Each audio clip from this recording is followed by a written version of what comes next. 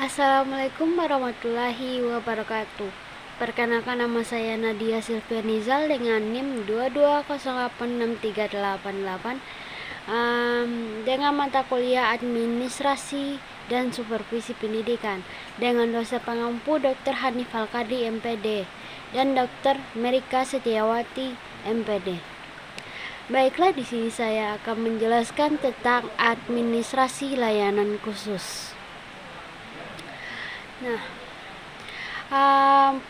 materi yang pertama yaitu pengertian administrasi layanan khusus. Administrasi layanan khusus adalah suatu usaha yang tidak secara langsung berkenaan dengan proses belajar mengajar di kelas, tetapi secara khusus diberikan oleh pihak sekolah kepada para siswanya agar mereka lebih optimal dalam melaksanakan proses belajar. Nah, setelah kita mengetahui apa itu administrasi layanan khusus, kita masuk ke materi selanjutnya, yaitu jenis-jenis layanan khusus. Yang pertama yaitu perpustakaan.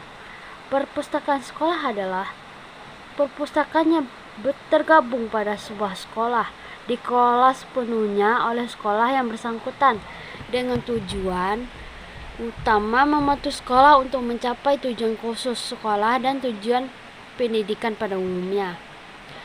Jenis layanan khusus yang kedua yaitu laboratorium.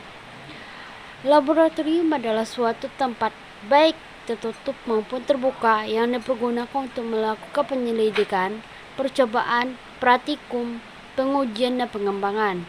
Laboratorium sekolah adalah sarana penunjang proses belajar mengajar baik yang tertutup maupun terbuka yang dilaksanakan untuk melaksanakan praktikum, penyelidikan, percobaan, pengembangan, dan bahkan pembuatan. Nah, jenis layanan khusus yang kedua yaitu yang ketiga, UKS. Layanan kesehatan di sekolah biasanya dibentuk sebuah wadah bersama usaha kesehatan sekolah atau sering disebut dengan UKS. Usaha kesehatan sekolah adalah usaha kesehatan masyarakat yang dijalankan sekolah. Layanan kesehatan peserta didik adalah suatu layanan kesehatan masyarakat yang dijalankan di sekolah dan menjadikan peserta didik sebagai sasaran utama dan personalitas sekolah lainnya sebagai sasaran tambahan. Jenis layanan yang selanjutnya itu kafetaria atau sering kita sebut dengan kafe atau kantin. Kantin atau warung sekolah diperlukan adanya di tiap sekolah supaya makanan yang dibeli peserta didik terjamin kebersihannya dan cukup mengandung gizi. Layanan kafetaria adalah layanan makanan dan minuman yang dibutuhkan oleh peserta didik di sela-sela mengikuti kegiatan belajar mengajar di sekolah sesuai dengan jangkau peserta didik. Layanan yang selanjutnya yaitu sarana ibadah. Di setiap sekolah, layanan peribadahan sangat diperlukan.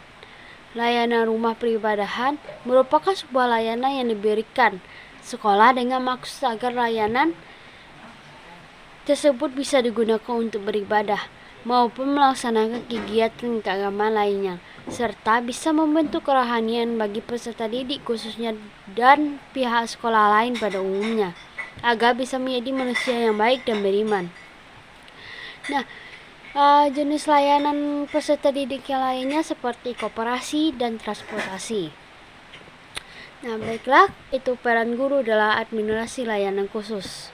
Yang pertama, keterlibatan guru dalam administrasi perpustakaan, misalnya memperkenalkan buku-buku kepada siswa, mengetahui jenis dan menguasai kriteria umum yang menentukan baik buruknya suatu koleksi buku perpustakaan, mempromosikan perpustakaan baik pemakaian maupun untuk pembahasannya.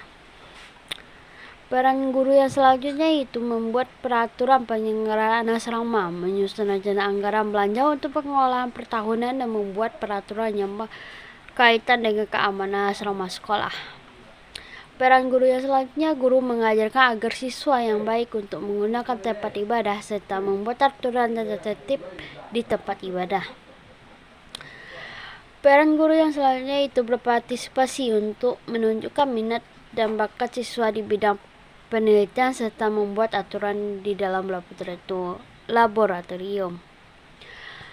Peran guru dalam administrasi layanan khusus yang selanjutnya, guru memastikan kafe atau warung atau kantin sekolah harus menjaga kesehatan atau higienis masakan-masakannya disajikan kepada siswa, serta kebersihan tempat yang harus menjadi pertimbangan utama karena kebersihan diharapkan dapat menjauhkan penyebaran nama penyakit. Baiklah, itu yang hanya bisa saya jelaskan. Kesimpulan dari saya itu, guru dan kepala sekolah tidak harus secara langsung berkenaan dengan proses belajar mengajar di kelas, tetapi secara khusus diberikan oleh pihak sekolah kepada para siswanya agar mereka lebih optimal dalam menjalankan proses belajar. Guru tidak harus terlibat secara total dalam administrasi layanan khusus. Guru harus melaksanakan perannya sesuai dengan wewenang dan tanggung jawabnya.